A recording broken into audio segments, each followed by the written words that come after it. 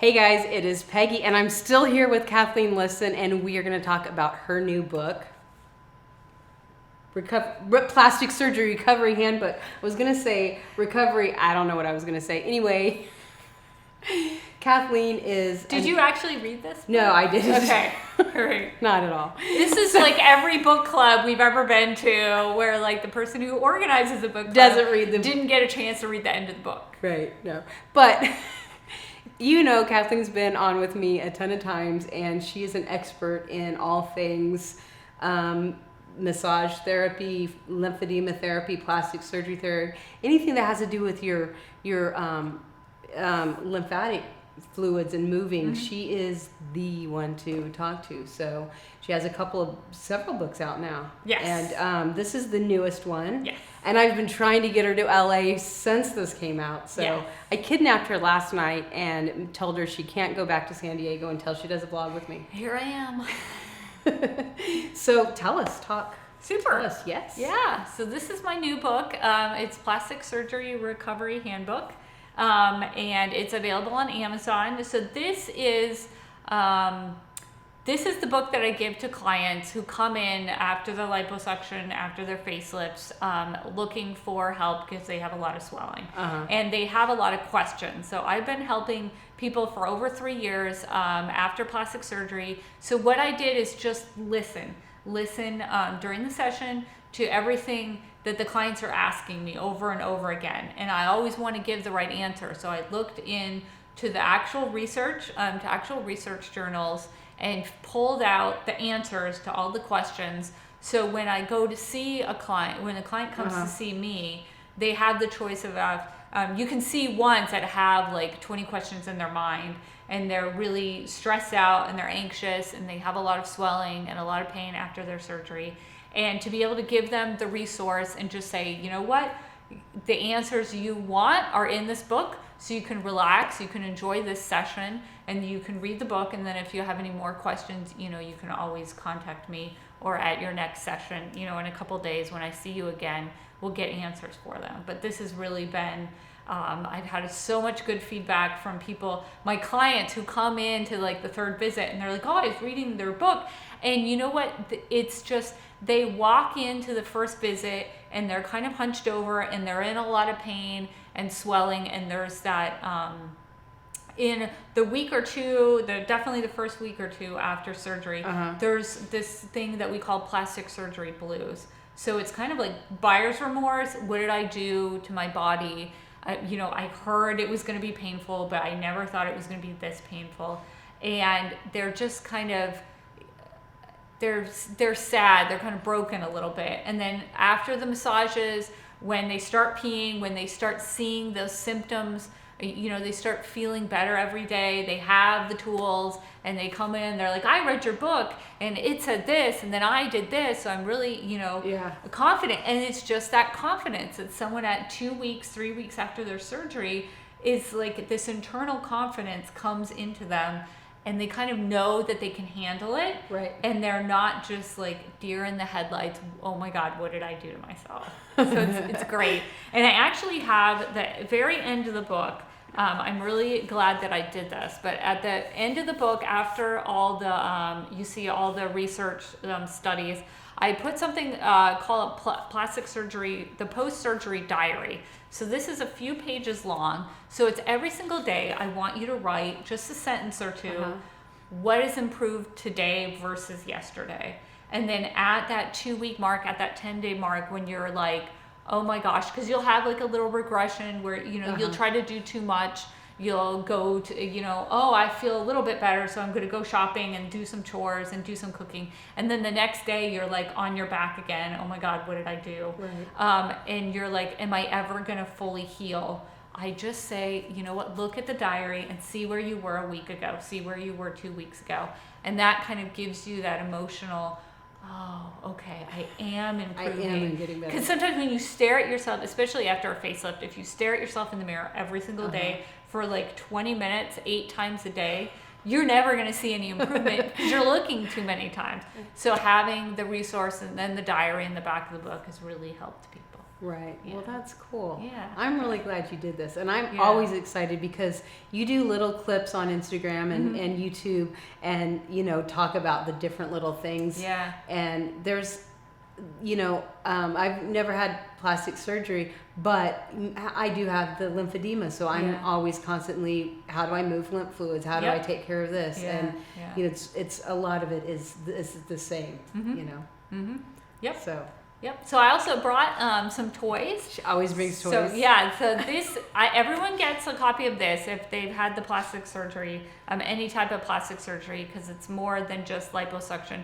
I talk about breast augmentation tips. I talk about after massive weight loss when you have body lift. I talk about liposuction, Brazilian butt lifts, breast augmentation, facelifts, gender confirmation surgery. I talk about a lot and give the tips on what to do, how to recover afterwards. So I also, depending on where they are in their journey, I'll also make sure that they get foams. So this is liposuction foam. I carry this in the office. You can also get these off of Amazon if you can't come to San Diego to see me. I highly recommend these. If you have had liposuction, put this in between. You can have a base layer like a tank top and then put this underneath whatever compression you have. It's going to even out any swelling you have. It's going to really help your compression to work. It's been called more than once, and as recently as yesterday, my client yesterday was like, the foam it changed my recovery, and which is great because this foam is relatively inexpensive. I give a piece out for free, and then you can definitely buy packs on Amazon. Right. You can buy it directly from the company. You can cut it in half if you have like a lot of swelling at the flank area, or if you have swelling on several different parts, maybe the inner thighs, you can cut it in half. It's just super friendly. You can launder it, you can wash it and dry it and use it several times. The lipofoam is super a game changer. I'll give that from the first time they see me, if they see me after liposuction, like 3 or 4 days, up to like 2-3 weeks, as long as they still have swelling, like it's liquidy swelling.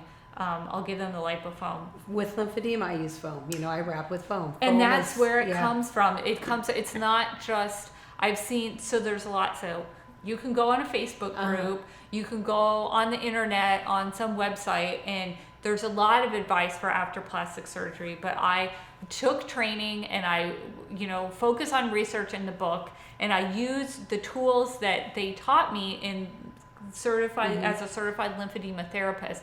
This is what we do to treat lymphedema, which is a chronic illness that has swelling as one of the symptoms. And we use foam underneath compression for lymphedema. So it's very obvious for me to bring those tools that we know have worked for decades and bring them into this newer industry with plastic surgery. So it is newer, and it's, if you don't have a certified lymphedema therapist doing your therapy, or your plastic surgeon doesn't have a certified lymphedema therapist on staff, they might not give you this liposuction foam. So I'm able to give it at my office and just spread the word about that. And then something definitely that absolutely comes from lymphedema world, and this is a product from Medi. It's called a lymph pad, and the company is Medi. And so this is what I have because I'm a lymphedema therapist. We use this to break down fibrosis in clients that have lymphedema. And so this is also a medical device, and this is a more serious medical device. So when you see it, it looks like, those pop bubbles. Only it doesn't pop, and it's made of this nice, friendly, soft foam. But this is a very, very active form of a medical device for you to use. So we'll put the foam spots against the skin, and then as the spots will indent the skin, so there'll be little, it'll make its way into the skin, the surface of the skin, and then as you move back and forth, as you're moving during the day, it'll give you like a little micro massage as it rubs against the skin, and it's already made little divots in your skin. So I use this very selectively on clients that have fibrosis. After liposuction, you can get fibrosis, but only after 1 month. You can get lumps and bumps. It can feel hard. before 1 month, but it's not fibrosis because your body physically, it takes your body time to heal. There's stages of healing, and you can learn more about the stages of healing on the internet, and I talk a little bit about it in the book. But your body is not producing fibrosis before the 1 month mark.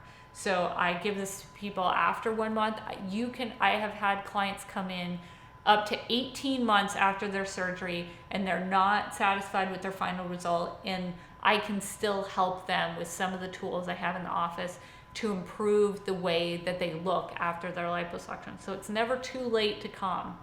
And fibrosis is like a hard tissue. Mm-hmm. It's when it gets really hard and almost a rubbery kind of feeling. Yep, so like woody. Yeah, we call it woody, and it's scar tissue.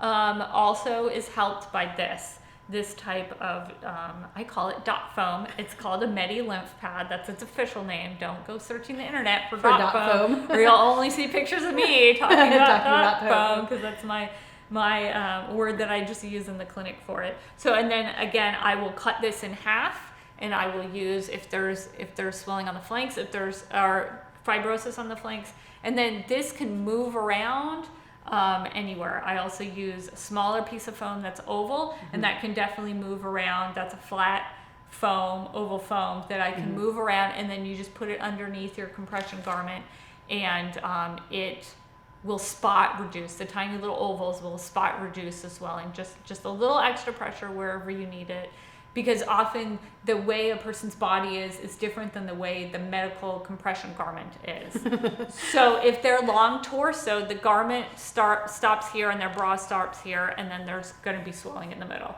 So you can just push it there. And your medical garment it's a piece of fabric that's going to go into the shape of your body. So if you have an indent, like because it's in between your ribs, like our body is not a smooth vase. It's not a conical. So anywhere that swelling can form, it will form, and we just need to customize that compression. And again, the foam is a way to customize the compression, because if you squeeze foam, it gets smaller, and then as the swelling goes down, it'll keep the pressure on, it'll expand and keep that constant level mm-hmm. of pressure on. So I think that's why the foam's a real game changer. Right. Yeah. So those are the main tricks that I give to clients. I'm also, this is called Crosslink. It is from the Netherlands, and it's a form of, I'll say it reminds me, I use it in the same way as I would like a kinesio tape, taping, athletic taping. It has crosshatch holes in it. I don't know if you can see that, but this I've found through the limited feedback I've gotten from my clients so far is really good for like spot reducing pain at the neck, which is definitely it's a side effect of having a facelift and a neck lift, is you're gonna have just the surgery can be absolutely perfect, but just you're recovering, you're going to have a sore neck. Well, you have lymph nodes in there as well. Is that what causes some of the pains? Is the lymph fluids, or it's actually that you were operated on and you have to sleep. You should sleep elevated at a 35 degree angle to let the swelling go down, and there's just a lot of complex stuff. So at the 1 month mark, I'll give these after the 1 month mark, and I'll give it, and that helps with the pain. Because it kind of anchors on to wherever the pain is, and then the neck is really great because it's a joint, so you can move it in all different angles, and it's kind of anchoring onto that and giving you a little stretch, a little massage every time you move. Yeah. Nice. So that's a new thing. I learned that from my colleague Andrea Brennan. She is a Casely Smith instructor of lymphedema therapy, and she told us in her class that she uses that in her clinic, and she gets some positive results from clients.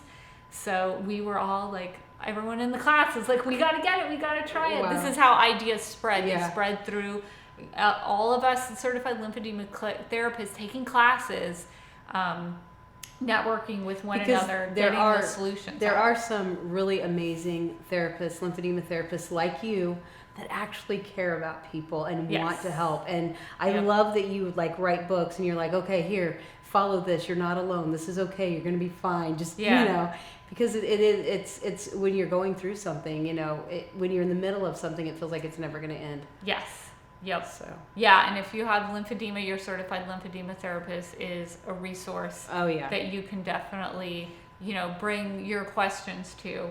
And there are some of us are very innovative, very inventive, and always, you know, trying to test the products out and give the highest level of care with like the most toys that we can do.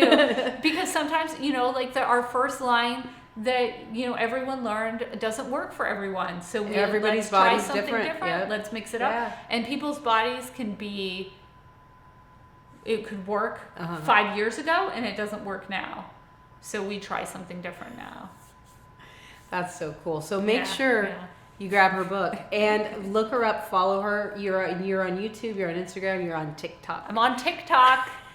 You can tell TikTok's a new thing. Plastic surgery advice is all it can all be yours on TikTok.